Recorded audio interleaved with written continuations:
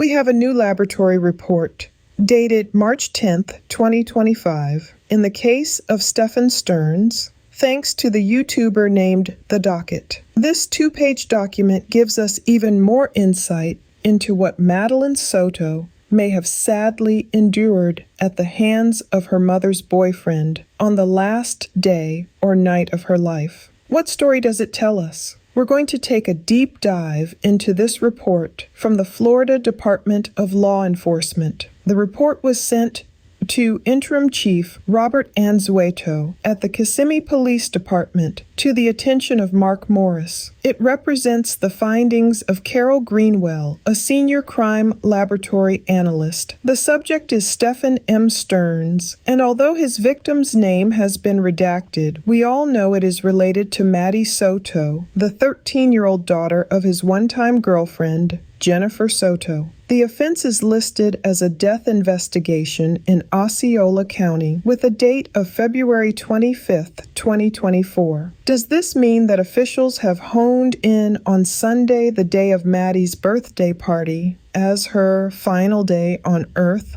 Time will tell. As of this recording, we next expect to see a hearing in this case on March 20th, 2025. But back to the report. It describes the reference as such. This report references evidence submitted to the Florida Department of Law Enforcement on June 5th, 2024, by Rita Taveras. This report contains conclusions, opinions, and/or interpretations made by the author. The following evidence, Container A, was submitted for YSTR DNA analysis. Now, if you ask Google, what are YSTRs? Google says that YSTRs are short, repeating sequences of DNA found on the Y chromosome, the sex-determining chromosome in males. It goes on to describe DNA extracts from items 3, 4, 5, 6, 7, 8.1, 8.2, 9, 10, 11, 12, 13, 14,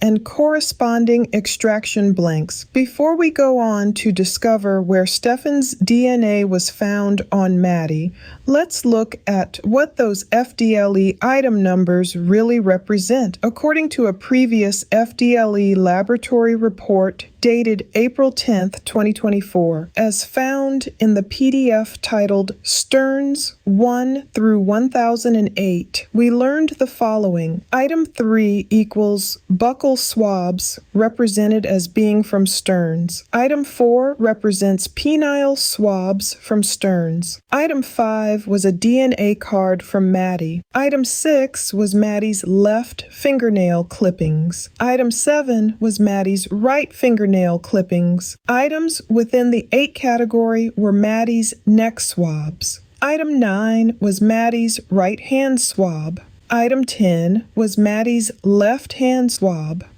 Item 11 was Maddie's rectal swab. Items related to 12 were from the victim's vaginal swab and hair. Item 13 was from the victim's breast swab. Item 14 was Maddie's oral swab.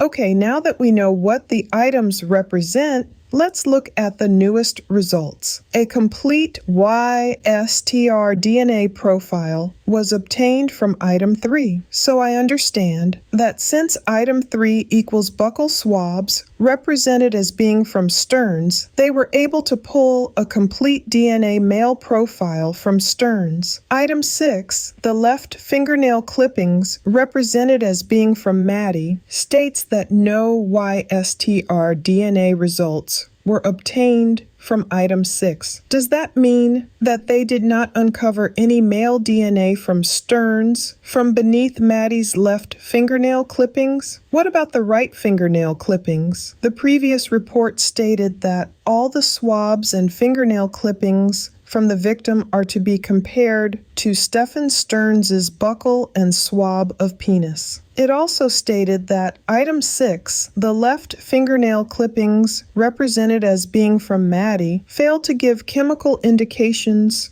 for the presence of blood using a color change test. That previous report also stated that item 7, right fingernail clippings, represented as being from Maddie, gave chemical indications for the presence of blood using a color change test. But was that Maddie's own blood? It said that the victim, item 5, is expected to be a donor to item 7. No DNA results. Foreign to Maddie, I presume, since the report redacted her name, were obtained from item 7. Does this mean that Maddie didn't get the chance to scratch away at Stephan's hands or arms? What exactly caused those scratches on his hands? Was it really from changing his flat tire? The new report goes on to explain that item 10, the left-hand swabs from Maddie, can't be interpreted due to the limited nature of the YSTR DNA results obtained from those swabs. So it seems like they just didn't have enough data to make a clear determination about Maddie's left hand. However, the test was able to uncover facts about item 13, the breast swabs represented as being from the victim. A complete YSTR DNA profile was obtained from item 13, and the YSTR DNA profile from Stephan Sterns, which was item 3, matches the YSTR DNA profile obtained from item 13, which was Maddie's breast. This is pretty disheartening, and what could be expected? Stephan's DNA somehow ended up on Maddie's chest. I don't know if we're talking touch DNA, saliva, or some other bodily fluid, but it's all pretty disgusting to think about.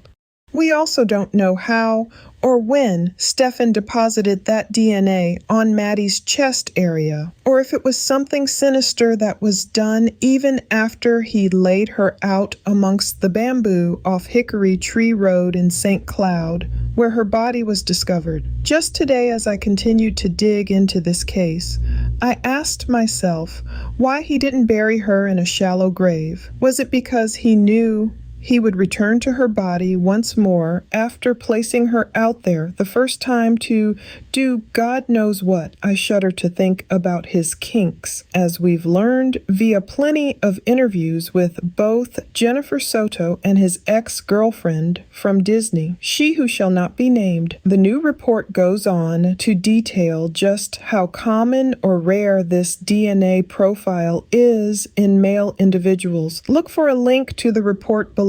It seems only PCR-based YSTR DNA analysis was performed on samples from items 3, 6, 10, and 13, utilizing the Y-Filer plus PCR amplification system. That means this analysis was performed using Stephan's DNA, Maddie's left fingernail clippings, Maddie's left hand swab, and from the victim's breast swab. It says no testing was performed on the remaining DNA extracts. I'm not sure why no testing was performed on the remaining DNA extracts, or if those will appear in future reports, or if they were just beyond the scope of this reporting. What do you think this DNA analysis reveals? Does it reveal a scenario like Stephan's mom described, with Jennifer walking in on Maddie and Stephan unclothed, then doing something to harm her own daughter fatally? Or did Stephan start to once again abuse Maddie and she rebuffed him that night? Then did he take matters into his own hands to end her life with Jennifer being none the wiser? Was he truly able to sneak Maddie's lifeless body out of the 2-story condo on Santa Maria Drive in the early morning hours of Monday, February 26th, 2024, with no one knowing? The more information we get, the clearer the fuzzy picture becomes. But will we ever know the full truth about what happened in bedroom number 4 that fatal night? If Sterns ever confesses, perhaps we will. Or will he take his sick and demented alleged actions all the way to trial just to relive the events for his own enjoyment and put so many witnesses through more trauma, talking about the worst days of their lives on the witness stand? Time will surely tell. Let's close with Revelation chapter 3:8. I know your deeds. See, I have set before you an open door which no one is able to shut. For you have a little power and have kept my word, and have not renounced or denied my name.